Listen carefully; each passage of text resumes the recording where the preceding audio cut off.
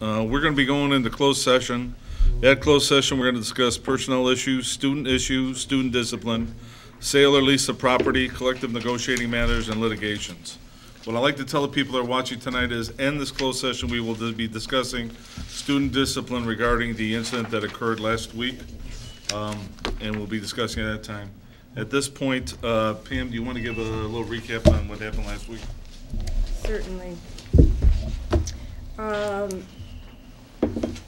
Late into the evening, early into the morning, however you want to look at that, on Tuesday into Wednesday morning, we had a large number of students, the majority of whom were in the senior class, but there were some juniors in attendance, come onto the property and do everything from TPing to damage to property. So I'm going to go through what some of the categories of the damage were and some of the consequences without naming any individual students.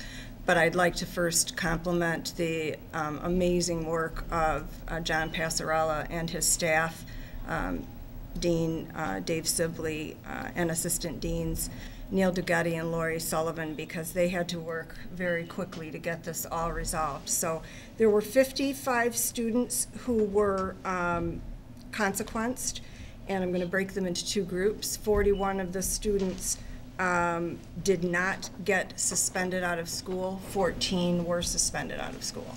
So of the 41 who were not suspended, their consequence was they were kept, they did an in-school detention during the PEP assembly, and they were kept from attending the homecoming dance. So these are students that would have done anything from the TPing of the school, but no damage, no vandalism to the level, or anything that was offensive or insulting to staff or really inappropriate or vulgar.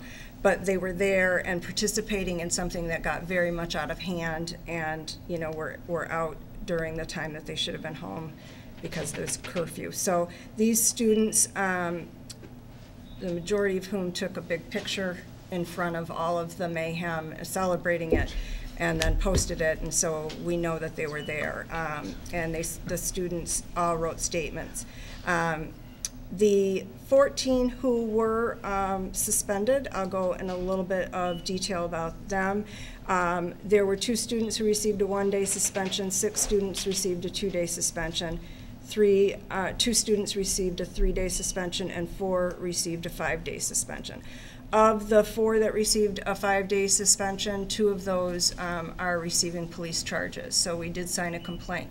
Though one is being charged with damage to property, and the other is defacement to property. So for the locks were damaged. There was a substance put in the locks in order to jam them and try and jam the entrance to the front, the old front of the building.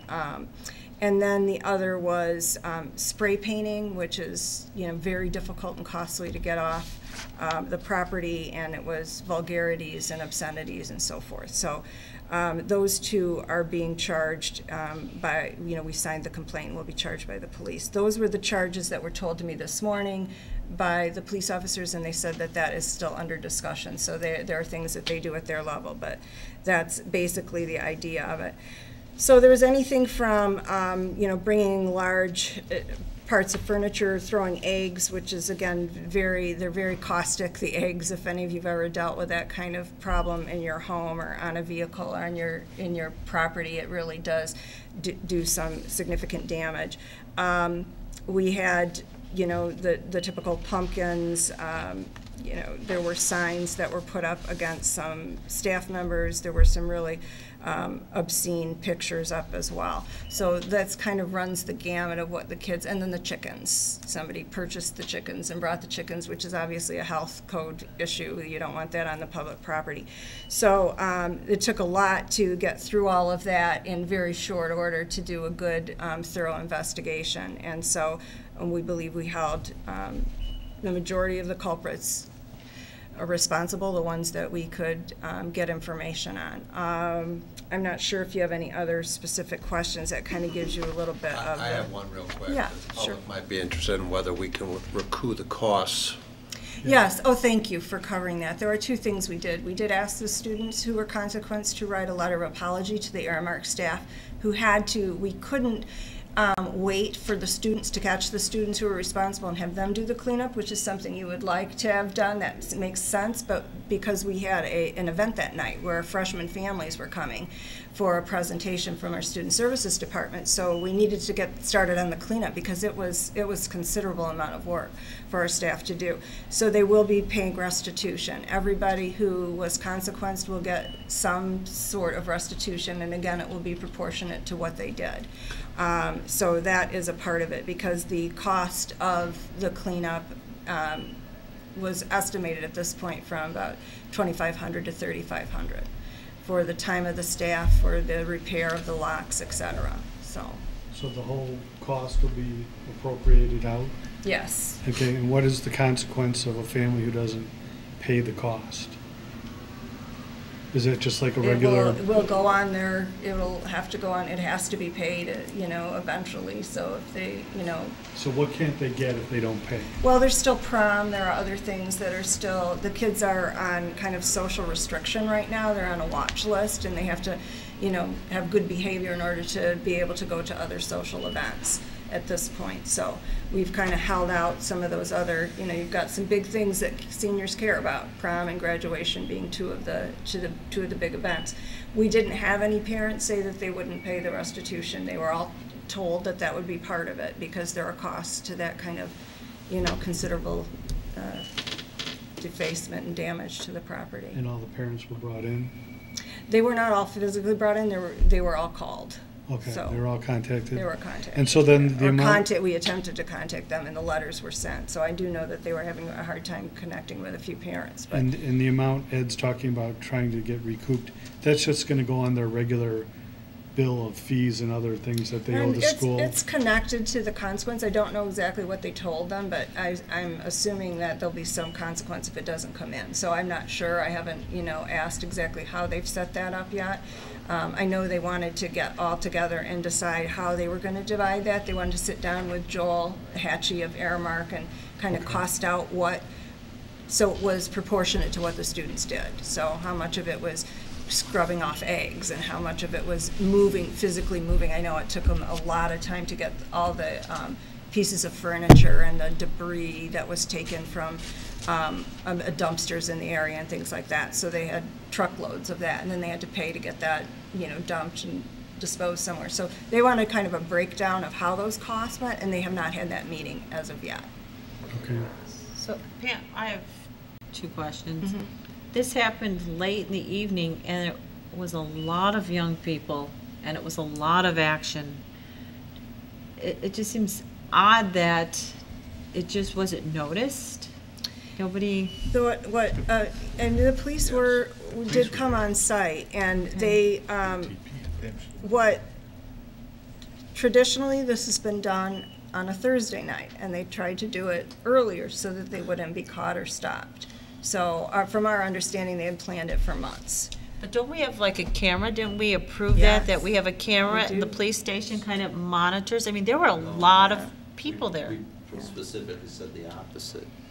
They can Okay. only get it when they had contacted They the principal or did get superintendent. called by a citizen who was upset about the amount of students that were on property and the noise, and so they did get a report, and they did come. Okay. And of course, it's very dark and difficult to see, and it's a large amount of space. So they were trying to make sure nothing unsafe was going on. They did not arrest students because we don't press charges for kids TPing, even though we don't endorse it. We certainly don't want it.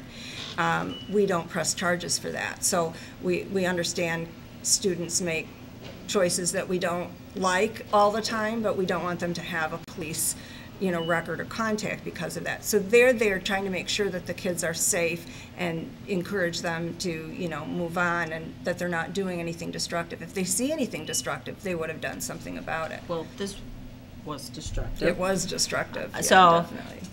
And are these students aware of the public persona? It was on the news. My entire office felt that it was their duty to print out the article and all the pictures on the Tribune, the web, and talk about the school, and the caption kept reading, "This is the place where character counts." Yeah. Are they aware of the damage that it did to everything they worked so hard to create?